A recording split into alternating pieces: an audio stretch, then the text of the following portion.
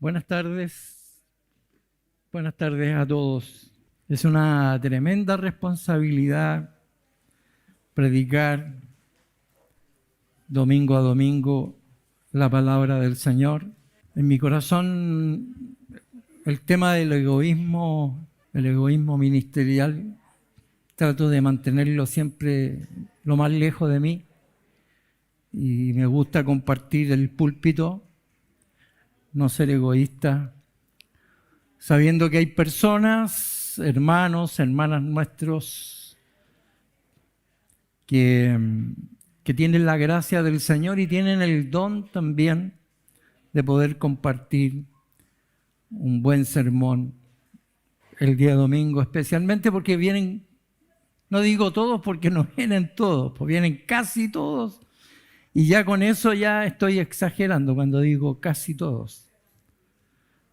Sería maravilloso poder ver un despertar en la mayoría de nuestros hermanos y hermanas, que no tuviésemos que estar diciendo de este lugar o obligando de este lugar a asistir cuando esto debiera ser una necesidad. La misma necesidad que usted tiene para tomar agua, para alimentarse, debiera ser también estar en este lugar como una necesidad obligatoria, el estar aquí. Hoy debiéramos estar escuchando un sermón evangelístico porque es el último domingo del mes. Creo que el próximo mes no voy a predicar este domingo. Ese es mi deseo, que predique una hermana o un hermano que tenga cierto ese amor por las almas. Y quiero compartir con ustedes una palabra. Yo siempre digo que el predicador primero debe comerse el sermón y aplicarlo a su propia vida para luego compartirlo con la hermandad. Vamos a cerrar nuestros ojos por un momento y le vamos a pedir al Señor que la atmósfera que hemos tenido, no solo hoy, sino que durante todos estos días, producto de la oración, producto de la búsqueda semanal, de la obediencia y todo lo que estamos alimentando, provoque Dios en la iglesia un despertar, un renacer, una manifestación de tu presencia. Como pastor ruego por todos los presentes, por sus vidas. Señor, tú conoces a cada uno de los que hoy estamos acá y también sabes cuál es nuestra real necesidad. Y frente a la distracción del momento, te pido que nuestros pensamientos sean cautivos y sean llevados a la obediencia de Cristo, y que no nos pase lo que le pasó a la semilla que fue arrojada junto al camino y que vinieron las aves del cielo y se comieron esa porción, ese alimento, que podamos ser capaces de retener en nuestro corazón, con la participación, Señor, de tu Espíritu Santo, para que haya vida, para que haya, Señor, bendición en la vida de los que oyen. Te lo ruego con todo mi corazón. En el nombre de Jesús. Amén. Es interesante destacar que la parábola del sembrador que aparece en Marcos capítulo 4, ¿verdad? A veces cuando nos apegamos sobre todo a lo que el propio Jesús dice de esta parábola, inmediatamente pensamos que aquella semilla que cayó junto al camino, ¿verdad?, es para la gente que no conoce a Dios y que, ¿verdad?, no le da el valor ni la importancia a la predicación, a la enseñanza del Evangelio, y pierden la oportunidad. Pero déjeme decirle algo, que los pájaros que vuelan sobre nuestra cabeza. Y los pájaros son ideas y pensamientos y situaciones distractivas que al momento de ser predicada la palabra en la casa del Señor, empiezan a trabajar. Y cuando Dios está tirando la semilla, lo que Él busca es que esa semilla, ¿verdad?, logre el resultado esperado. Aprendí a que han pasado en mi vida por lo menos más de 30 años, mucho más del tiempo que conozco al Señor, y he recibido mucha palabra, mucha semilla, mucho granito, ¿verdad?, de parte de Dios durante todos los años de mi vida. Y yo creo que llegó el momento de cosechar. Llegó el momento de que se manifieste la bendición de la cosecha en nuestras vidas. Se han pasado muchos años y usted ha recibido mucha palabra y ha recibido mucho grano que ha caído y que ha caído y que ha caído. Lo más, ¿verdad?, apegado a la justicia y a la realidad espiritual es precisamente que usted tenga fruto. Porque si tú plantas hoy día una semilla, en 20 años más esa semilla ya estará convertida en un árbol frondoso que lleva mucho fruto. Por lo tanto, aquí habemos personas que llevamos muchos años en el Señor y que ya debiéramos empezar a cosechar eso que el Señor nos ha dado. Quisiera pedirles que abran sus Biblias en el Evangelio de Juan, capítulo 15, verso 15. Juan 15, verso 15. Los discípulos, antes de ser discípulos, se toparon con Jesús. No lo andaban buscando, sino que Jesús los buscó a ellos y Jesús los eligió a ellos después de haber pasado 30 años, ¿verdad?, de silencio y de preparación, ya que la ley, ¿verdad?, judía exigía que para enseñar como rabino, como maestro, había que tener una edad determinada y eran los 30 años. Y Jesús siempre dijo que había venido a cumplir la ley y no a violarla. Por lo tanto, esperó, ¿cierto?, para que él tuviese los 30 años y empezara su ministerio público. Pero para armar su ministerio, ¿verdad?, debía también llamar a sus discípulos, a los que lo iban a seguir y a quienes él les iba a traspasar toda su enseñanza. Y cuando esto sucedió y se toparon con él, quedaron maravillados. Hay un pasaje que dice que alguien hizo un comentario a viva voz y dijo: nunca jamás habíamos oído hablar a un hombre de esta manera. Y esas palabras estaban precisamente dirigidas a Jesús, a los discípulos, ¿verdad? Obviamente que un desconocido, porque Jesús era desconocido hasta ese momento y pertenecía, ¿verdad?, a una familia muy humilde de Belén, que era una aldea, era simplemente una aldea pobre, y de ahí sale Jesús, ¿verdad? Y había estado todos estos años viviendo al alero de su padre José y de su madre María. El oficio de Jesús era ser carpintero. Él hacía muebles junto con su padre, conocía el oficio. Y leyendo por allí un folleto una vez me encontré, ¿verdad?, con esa idea de que Jesús, cada vez que terminaba la jornada laboral de trabajar, en el ocaso ya del día, seguramente él abría sus brazos, ¿cierto?, como lo hacemos nosotros en ocasiones, para estirarnos, ¿verdad?, para relajarnos. Y la sombra que él daba era una cruz. Uno que los llamó a dejar todo y a seguirlo. Uno que lo llama a dejarlo todo y a seguirlo. A Mateo le dijo: Mateo, ven y sígueme. Y Mateo dice: dejándolo todo, lo siguió.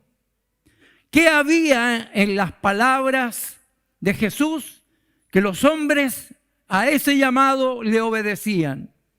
Déjeme decirle que este libro, que está lleno de palabras, desde el Génesis hasta el Apocalipsis, no es, como decía mi papá, tinta y papel.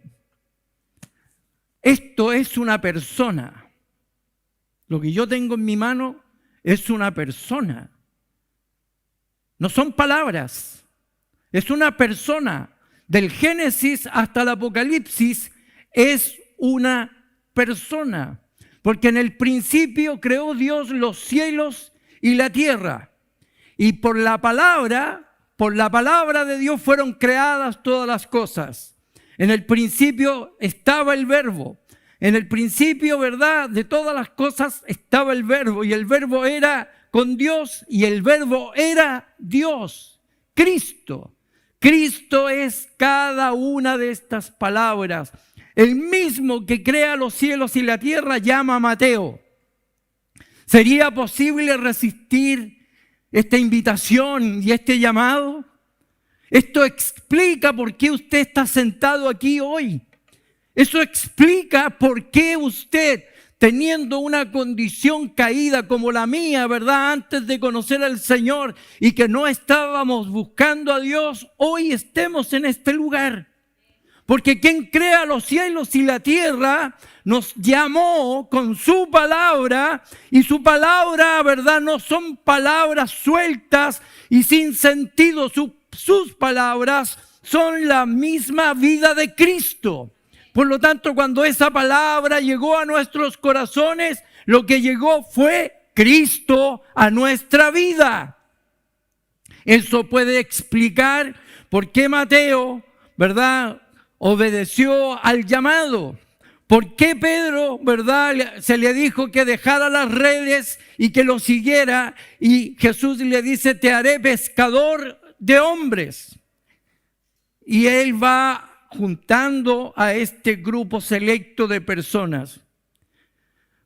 Para ellos fue una elección difícil. Para Dios fue una elección fácil. Fácil. Porque basta con que Él te llame para que tú vengas a Cristo. Basta que Él ponga la semilla en tu corazón para que tú despiertes a las cosas de Dios. Había algo en su voz por lo que valía la pena vivir, por lo que valía la pena dar la vida por Él. Todos los días con Jesús estaban llenos de constantes situaciones, de cosas trascendentes que no podían ellos entender. Es más, cuando Jesús les enseñaba por parábolas. ¿Y por qué les enseñaba por parábolas? Porque había mucha gente escuchando las enseñanzas de Jesús. Pero Él quería particularmente que un grupo selecto pudiese entender lo que Él estaba enseñando. Esto parece una contradicción, porque por un lado, ¿verdad?, una parábola es una verdad espiritual de un caso real de la vida que nos da una lección espiritual, pero que Jesús esconde el verdadero sentido de esa parábola para todo el mundo y se la revela solo a algunas personas. Esto es maravilloso, porque hoy mismo podríamos decir que el Señor está arrojando semillas, que el Señor está poniendo, ¿verdad?, su palabra en nuestros corazones. Pero si usted, mire, la palabra en sí misma tiene autoridad, es inerrante, es única, tiene armonía del principio al fin. Todos sabemos lo que significa la Biblia y tiene, ¿verdad?, mucha autoridad. Pero ¿por qué no produce el efecto deseado en el corazón de todos los que aquí estamos presentes? Porque hay otras cosas que nos tienen atrapados, porque hay otras distracciones que tienen nuestra mente allí ocupada. Por lo tanto, la autoridad de la palabra de Dios, por muy autoridad que ella tenga, es usted y yo, la que, ¿verdad?, con nuestra acción ponemos a la autoridad de Dios bajo la autoridad de eso que nos tiene atrapados. Yo no sé si lo entiende. Bueno, ese es el ave, ese es el pájaro que te roba cada domingo, que te roba cada vez que Dios te habla al corazón, te roba esta palabra poderosa que cambia tu mente, que renueva tu mente, renueva tu corazón. Y debiéramos hoy, después de 20 años, después de 15 años, de 10 años, de 5 años, estar cosechando frutos, frutos. Porque es eso lo que dice Jesús, ¿verdad? Aquí en el Evangelio de Juan, en el capítulo 15, dice: no me eligieron ustedes a mí, pues yo los he elegido a ustedes. Les encargué que vayan y produzcan muchos frutos duraderos. Así el Padre les dará todo lo que ustedes pidan en mi nombre. ¿Entiende eso? Esto explica nuestra carencia espiritual. Esto explica, ¿verdad?, nuestra mediocridad. Esto explica por qué no hemos avanzado todo lo que debiéramos en nuestra relación con Dios. Esto lo explica. ¿Por qué no llevamos frutos duraderos? ¿Por qué? Continúo, ¿verdad?, en este relato. Sus vidas, la de los discípulos, habían adquirido un sentido y un propósito que hacía que todo lo demás fuera decepcionante y poco atractivo. Ellos tenían sus propios problemas personales. Cada uno de ellos, de los discípulos, tenían sus propios dramas.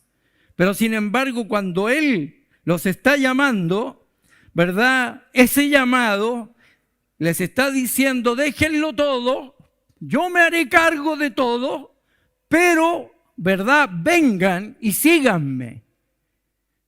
Vengan y síganme.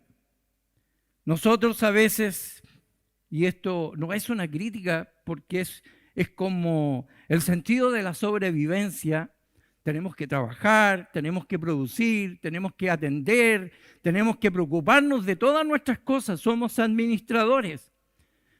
Pero cuando Dios nos está invitando a dar un paso hacia adelante, en este impulso de vida, debemos experimentar y comprender que Dios tiene el control de todo, de todo.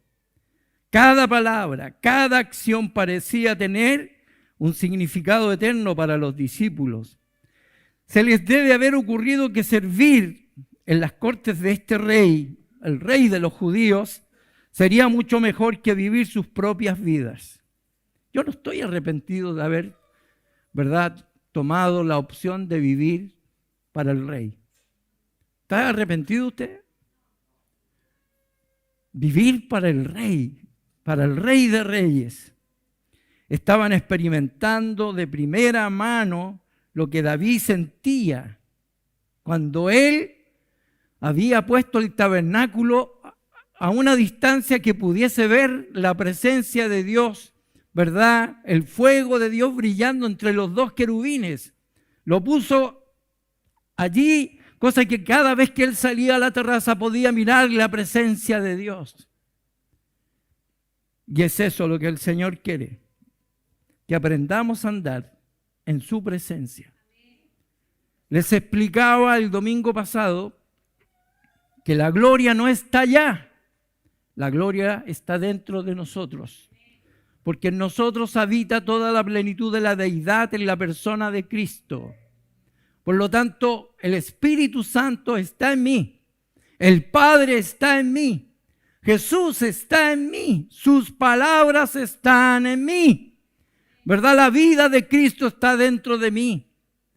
Por lo tanto, si yo tengo todo eso dentro de mí, según lo que nos declara la Escritura, el Evangelio y lo que explica, ¿verdad?, las cartas generales, las cartas pastorales y de todo lo que relata la Biblia, es para que nosotros sepamos que también podemos estar en la presencia de Dios viviendo nuestras vidas. Para los discípulos, ya en el último año y ya en los últimos meses de la vida de Jesús, viene una etapa de transición hacia el final de sus vidas. Jesús les da a sus discípulos una promoción. Y aquí es donde viene el versículo 15. Y quiero leerlo.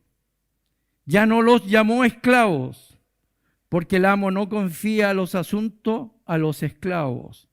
Ustedes ahora serán mis amigos, porque les he contado todo lo que el Padre me dijo. Ya no los llamaré más esclavos, porque los esclavos no están a cargo de los asuntos del amo. Ustedes a partir de hoy serán mis amigos, porque les he declarado todo lo que el Padre me ha dado. Durante 3 años Jesús los discipuló, Jesús los enseñó, los adoctrinó, les mostró el reino, les declaró el reino. Por lo tanto, ahora están preparados para pasar a otro nivel, para estar ahora en la intimidad. Porque yo no a todos le digo que son mis amigos. Yo lo puedo conocer a usted, usted me puede conocer a mí. Sin embargo, usted me conoce, pero usted no me tiene en su círculo de amigos. Ni yo puedo tenerlo a usted en mi círculo de amigos, en mi círculo íntimo. ¿A quiénes yo pongo en mi círculo íntimo? En aquellos en que yo confío, en aquellos que conocen mis asuntos, en aquellos que comparten mi vida. Dice, mejor un amigo cerca que un hermano lejos. ¿Cierto? Un amigo, ¿verdad? En tiempo de angustia, por Dios, un amigo cerca en tiempo de angustia provoca en nosotros una contención maravillosa. Y es eso lo que Jesús está diciendo aquí, que los está promoviendo. Le dice a los 12 que ya no los llama siervos, sino que ahora los llama amigos. Estar en la misma habitación con Él. Tremendo, tremendo. Estar en la misma habitación con Jesús o incluso admirarlo desde la distancia era más de lo que ellos podrían haber soñado. Están con Él, duermen con Él, comen con Él, reciben su enseñanza de su propia mano. Todo eso es una tremenda bendición porque Jesús lo que buscaba era elevar a ese grupo de personas a esta situación. Amigos, amigos. Jesús los atrajo a su vida. Jesús los atrajo a sí mismo. Jesús los atrajo a sí mismo. ¿Qué ha visto Jesús en ti que te está tratando de seducir, de atraer, de moverte lo más cercano, lo más íntimo, ¿verdad? A una relación? Ya me trajo del mundo, ya me sacó del mundo, ya me eligió del mundo, ya me escogió del mundo, ya me separó del mundo. Pero ahora, ¿verdad? No quiere que yo siga siendo un esclavo que ignore, ¿verdad? Y que no conozca los asuntos del amo, sino que ahora me quiere promover para que yo me transforme en un cercano y en un íntimo. Es una bendición que usted me considere su amigo. Es una bendición que tú, ¿verdad?, seas considerado amigo mío. Es una bendición. Espero que usted esté entendiendo lo que yo estoy predicando. Porque vuelvo a decirlo, hay una palabra general, logos, todos la están oyendo, todos están escuchando exactamente lo mismo. Pero hay una palabra rema que está llegando al corazón de algunas personas que aquí están. Yo no sé quiénes son, lo ignoro, solo lo conoce Dios, solo lo sabe el Espíritu Santo, solo lo sabe Dios, que está cayendo la semilla, que está cayendo el grano y que está cayendo en buena tierra, pero también está cayendo junto al camino y alguna está cayendo, ¿verdad?, en camino con piedras. Nosotros conocemos que la siembra, para sembrar hay que preparar el terreno, se hace barbecho, se rompe, se da vuelta, se trabaja, en algunos casos se quema, se vuelve, ¿verdad?, a fertilizar antes de arrojar la semilla. En los tiempos de Jesús no se usaba esta metodología, sino que se tiraba primero la semilla, se arrojaba la semilla y luego venía el arado y rompía la tierra y al darse vuelta quedaba cubierta. Pero había una que se la comían los pájaros y hoy día también hay semillas que se están comiendo los pájaros. Sí, usted lo sabe. Porque vuelvo a decir, esta palabra tiene autoridad. Pero usted mismo está determinando que la autoridad de la palabra quede debajo de la autoridad de aquello que lo está dominando, de aquello que lo tiene, ¿verdad?, atrapado, de aquello que lo tiene, ¿verdad?, allí con toda su fuerza, sin dejarlo permitir que esta palabra produzca el efecto deseado.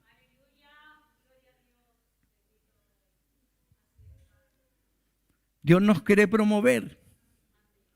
Dios nos quiere promover, por eso nos ha invitado a orar. Dios nos quiere promover, por eso nos invita a ayunar. Dios nos quiere promover, por eso estamos intensificando, ¿verdad?, los momentos y tiempos de oración. Dios nos quiere promover, Dios nos quiere elevar a un nivel distinto al que ya hemos vivido por años.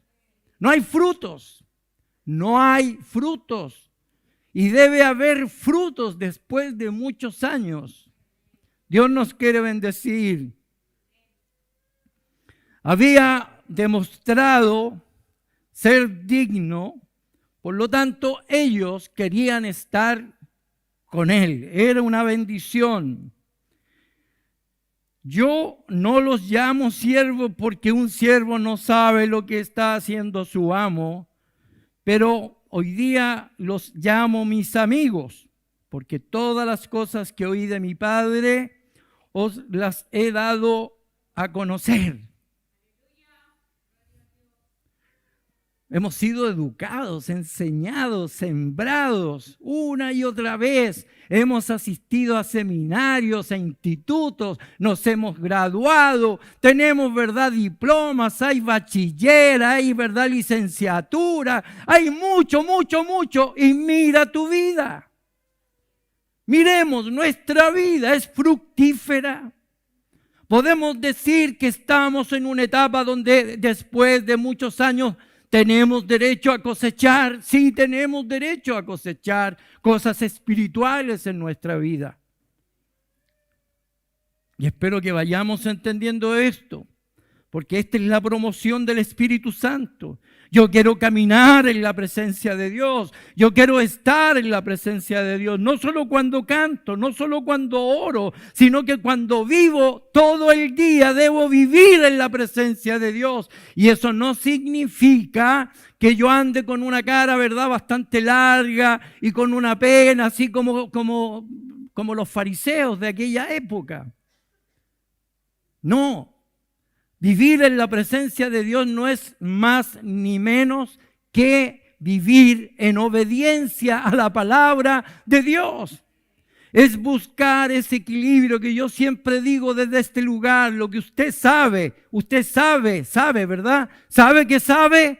Usted sabe, pero lo que sabe lo debe vivir, lo debe experimentar. Y cuando usted lo vive, lo siente, lo aplica a sus pies. Y usted tiene testimonio, tiene una vida con Dios. Usted camina con Dios. Noé caminó, ¿verdad? Y Enoc caminó, y Abraham caminó, y muchos caminaron con Dios. Y tuvieron provecho de ello. Es eso lo que Dios nos está diciendo.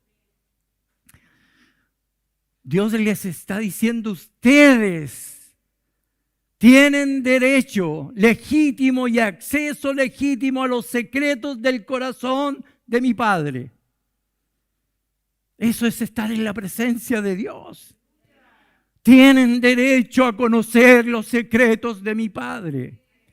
Eso les está diciendo Jesús a sus discípulos. Cuando Jesús da a sus discípulos este ascenso, esta promoción, lo está describiendo, ¿verdad?, la diferencia entre dos posiciones, porque los sirvientes no saben, ya lo expliqué, en cambio los amigos sí saben.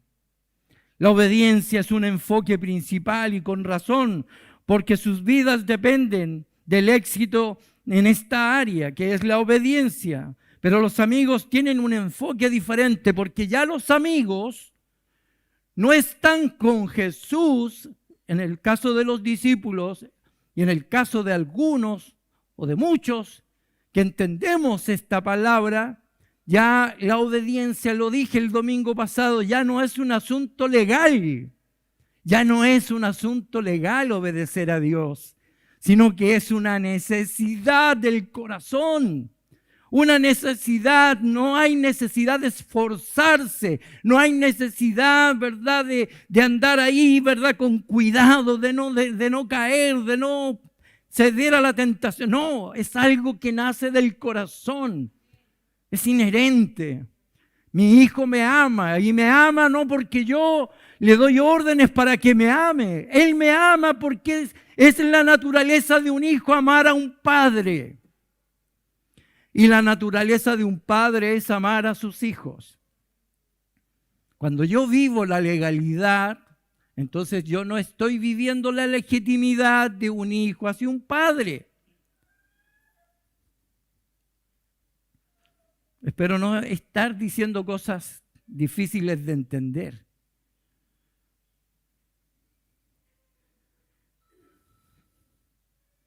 Casi parece blasfemo decir que la obediencia no es lo principal o la principal preocupación para un amigo, pero es verdad. La obediencia siempre será importante, como se destaca en este versículo. Ustedes son mis amigos si hacen lo que yo os mando. Pareciera que allí hay una contradicción o una paradoja, pero los amigos están menos preocupados por desobedecer que por decepcionar a su maestro. No sé si lo entiende.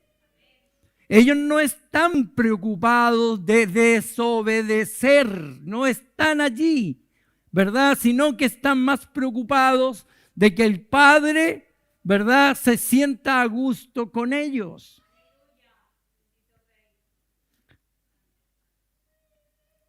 Los amigos están menos preocupados. Entonces el enfoque de los discípulos cambia de los mandamientos a la presencia. ¿Lo entiende?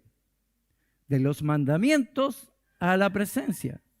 Porque ya cuando yo estoy en la presencia, no ando preocupado de la obediencia. Me preocupo de los asuntos de mi Padre, de los asuntos de aquel que ha dicho que soy amigo de Él. Estoy preocupado, atento.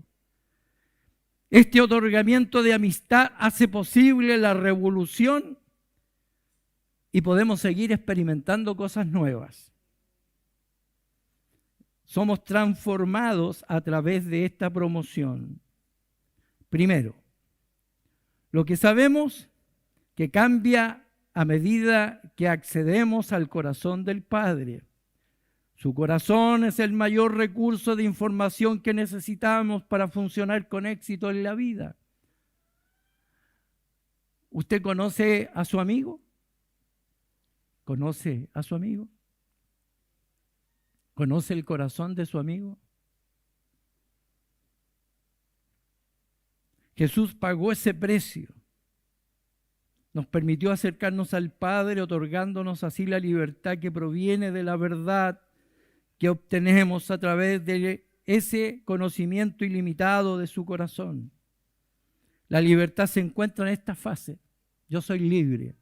Cuando paso a esa promoción, cuando yo siento que soy amigo de Dios. En segundo lugar, nuestra experiencia cambia.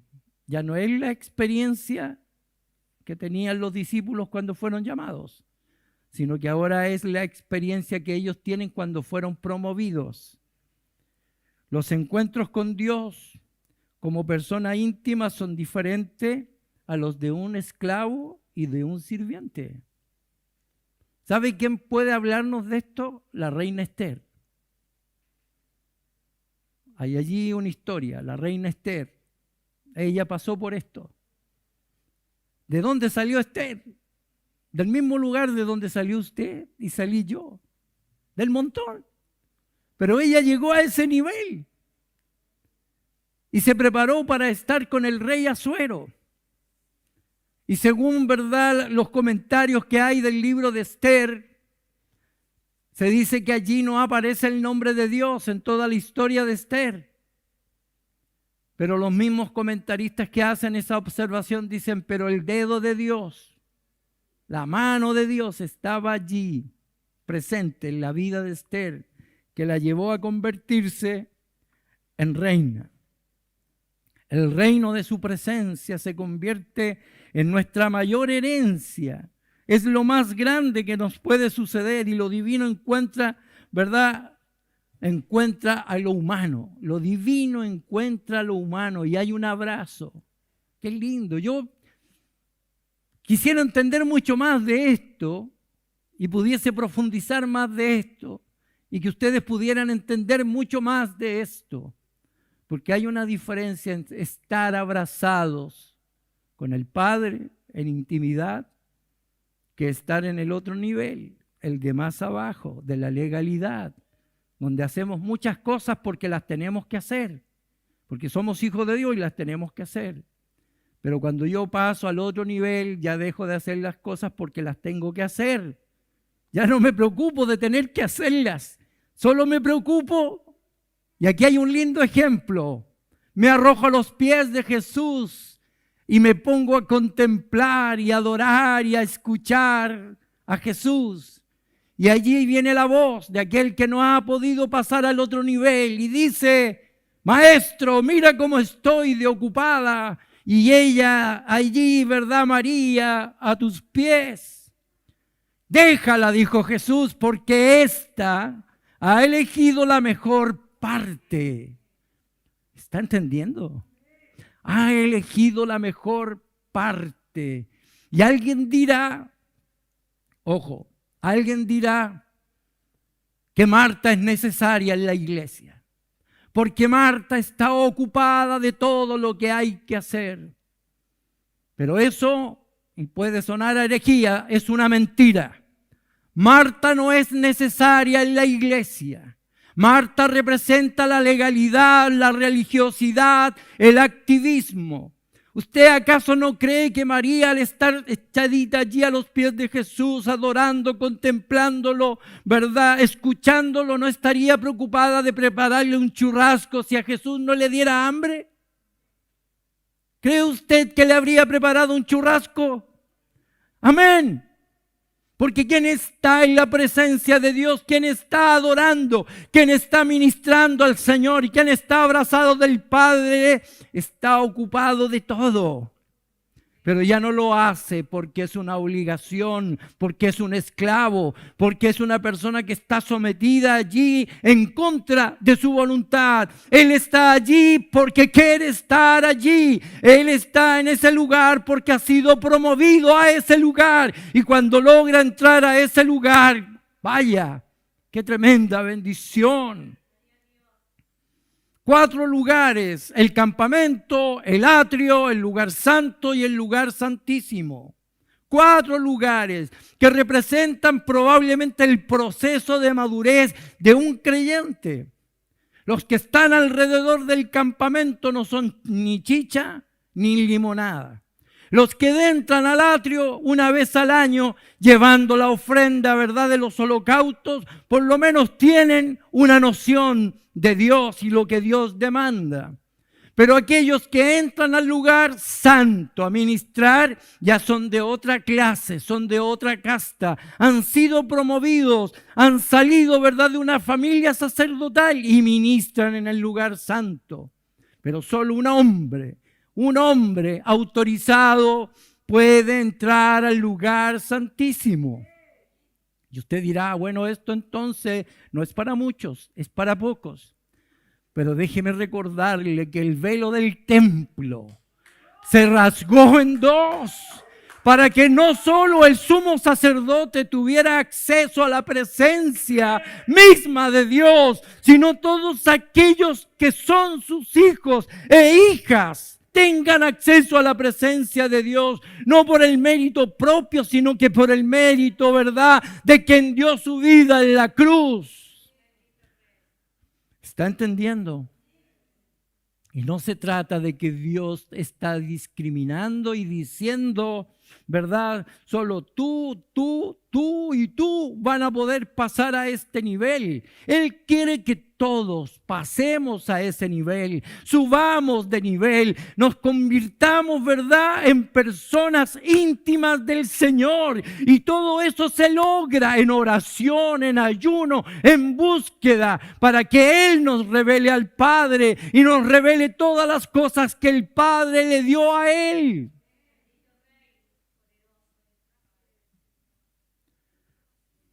Tenga cuidado, porque los pájaros están luchando por robarte la bendición. Hay una bendición para ti. Sí, hay una bendición. Esto no es difícil de entenderlo. Subamos, entremos, avancemos. Es algo totalmente distinto ministrar en la casa de Dios, no como un esclavo, sino como un amigo. ¿Lo entiende? Porque un esclavo espera una orden. Un esclavo, ¿verdad?, espera que se le permita hacer o recibir, ¿verdad?, del amo, ¿verdad?, la indicación de lo que hay que hacer. Pero un amigo conoce lo que el Padre quiere. Frutos de labios que confiesen su nombre, que levantemos alabanza, gloria, adoración en espíritu, en verdad. Entrando a este nivel, todo funciona de manera distinta y radical en la presencia de Dios. Es todo o nada. Aquí aplica que a los tibios los vomito de mi boca. No, es todo o nada. No es gris, o es blanco, o es negro. Aquí aplica aquello que dice al final de la parábola de la siembra, que al que tiene, ¿verdad?, y está en este nivel, se le dará más. Pero el que no quiere pasar a esta promoción, aún lo que tiene, le será quitado. Y usted dirá, pero esto es injusto. Suena injusto. ¿Cómo Dios me va a quitar lo que yo tengo? Este libro lo dice, no lo digo yo. Puede sonar fuerte. Y si Dios lo dice ahora es porque Él está buscando un cambio. Pero Dios no tranza. Dios no se acomoda. No se acomoda a lo que tú crees o piensas que necesitas. Hay un cambio de foco. Es importante recordar la respuesta de Jesús. ¿Cuál fue la respuesta de Jesús? Ella ha elegido la mejor parte. Eligió la mejor parte. Un pastor de apellido Beigel, así suena, expresa esta idea de que ella ha elegido la mejor parte de esta forma. Dice él, mejor cuando digo que hay amantes y hay trabajadores. Hay amantes y trabajadores. ¿Quiénes son los trabajadores? Los esclavos. Y los amantes, los amigos, los que están allí, cerca de él. María era una amante, amante del Señor. Hay un coro hermoso que habla de eso. Amantes. Un amante apasionado siempre va a superar al mejor sirviente. Un amante apasionado siempre va a superar al mejor sirviente. Porque aquí puede haber una persona que sea el sirviente más extraordinario, pero no puede superar a un amante apasionado. ¿Cuántos amantes apasionados hay aquí? Y si yo no me siento un amante apasionado, quiero ser un amante apasionado. Quiero ser un amante apasionado. Yo le pregunto a usted ahora, ¿usted quiere ser un amante apasionado? ¿Quiere ser un amante apasionado de Cristo? Un amante se desespera. Voy a mencionar 3 cosas y termino. Moisés, ustedes conocen esa historia, el pueblo, ¿verdad?, le dio las espaldas a Dios y Moisés escuchó que Dios los iba a matar a todos y Moisés se puso allí en la brecha y le dijo, ¿verdad?, si tú los matas a ellos, mira la fama tuya, ¿verdad?, los pueblos, ¿qué dirán? Nos sacaste de Egipto para morir acá en el desierto, para matarnos. Y por último, ¿verdad?, el último argumento de él fue, pasa por encima mío. ¡Qué atrevido! Esa acción o ese contexto no es lo importante, que el pueblo va a ser destruido, que Dios los va a consumir. ¿Sabe cuál es el contexto importante aquí? Lo que yo debo destacar es la actitud de Moisés. Y por haber tenido esa actitud de intercesor, se convirtió en amigo de Dios. Porque solo eso le permitió ver a Dios cara a cara y estar en su presencia.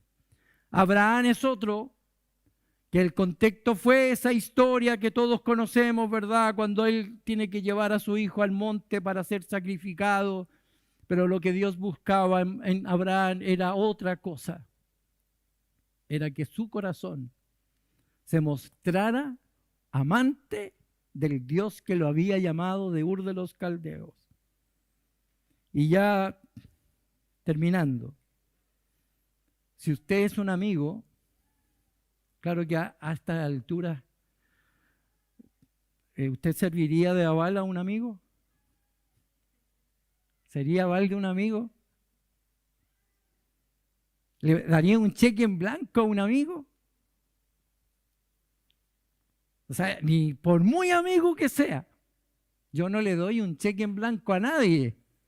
Pero, sí, pero Dios nos ha dado cheques en blanco a nosotros.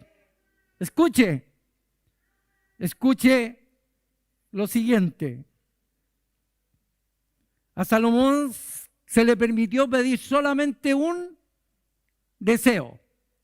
Y él dijo, ni muy rico, ni muy pobre, ¿cierto? No quiero mucha riqueza, tampoco quiero poca, porque el dinero, ¿verdad?, si bien es cierto, ayuda. Pero él dice, dame sabiduría.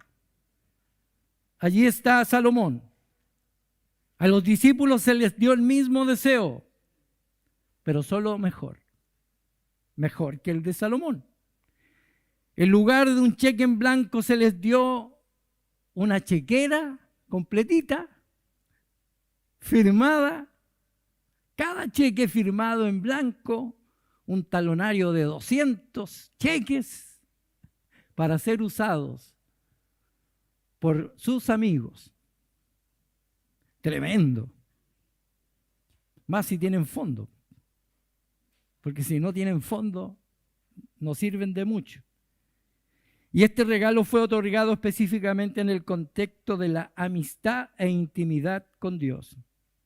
Mire, el primer cheque dice así, al portador, si permaneces en mí y mis palabras permanecen en ti, pide todo lo que deseas y será hecho. ¡Qué tremendo! ¿Estás escuchando? Juan 15, verso 7. Si permaneces en mí y mis palabras en ti, pide todo lo que deseas y será hecho. Otro cheque. Ya ese es del Banco Santander. Ahora vamos a un cheque del Banco Vice, que es de los cuicos, el Banco Vice. Ya, de los de la Católica. porque es de la Católica el Banco Vice. Dice lo siguiente: no me elegiste, pero yo te elegí y te designé para que fueras a dar fruto, para que tu fruto permanezca y para que todo lo que le pidas a mi papá, a mi padre, en mi nombre, Él te lo dé.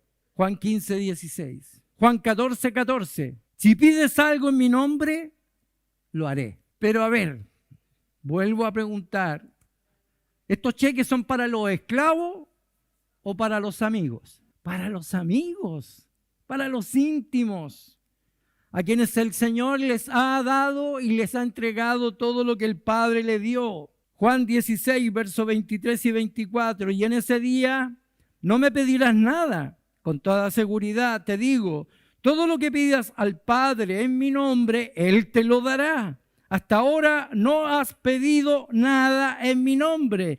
Pide y recibirás, que tu gozo esté completo. Tremenda bendición. Para que recibamos adecuadamente lo que Jesús nos está ofreciendo en estos versículos, cualquier comprensión automática de lo que significa ser un seguidor de Dios tiene que cambiar. Dios nunca quiso que nosotros fuéramos títeres manejados con cuerditas, mientras que gran parte de la iglesia está esperando la próxima palabra de Dios. Él está esperando escuchar tu sueño. ¿Cuál es tu sueño? ¿Cuál es tu sueño en el Señor? ¿Con qué sueñas? ¿Con qué sueñas? ¿Cuál es tu sueño, hermana, hermano, en el Señor? ¿Con qué sueñas? Dios está diciendo, quiero conocer tus sueños. Él anhela que asumamos nuestro papel, no porque nos necesite, porque Dios no nos necesita. Y Dios no necesita nada de nosotros, nada. Pero sin embargo está aquí. Ha firmado un pacto unilateral. Gran parte del pacto que Dios firmó, ¿verdad? Cualquier abogado le diría, oye, pero tú estás en desventaja, porque todo lo que Dios puso en ese pacto nos beneficia a nosotros, porque nosotros anhelamos vivir en su presencia. ¿Cuántos anhelan vivir en la presencia de Dios? Pónganse de pie, por favor.